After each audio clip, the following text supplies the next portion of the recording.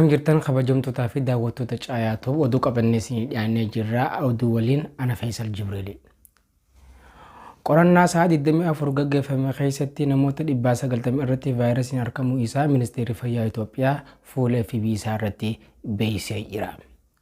Namoota kanneen keessaa 553 Finfinnee irraa yommuu ta'an 16 naannoo Oromiyaa, 10 naannoo Amaaraa, 2 naannoo Tigraay irraa, Harar, Somaalee naannoo Kibbaa irrattis tokko argamuun isaatis beeksisee jira. Namoonni yaalii irra turanis 5 lubbuun darbuu isaaniitis ibsanii jiru.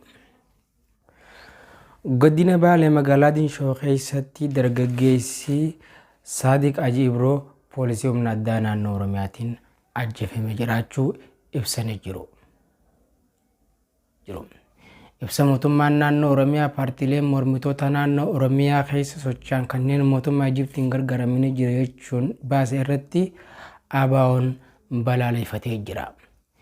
Itti gaafatamaan sabquunnamtii uummataa ABO gaafii fi deebii Itoo FM wajjin godhaniin hanga nuti beeknutti naannoo keenya keessatti dhaabni akkanaa hin jiru jechuun waakkatee jira.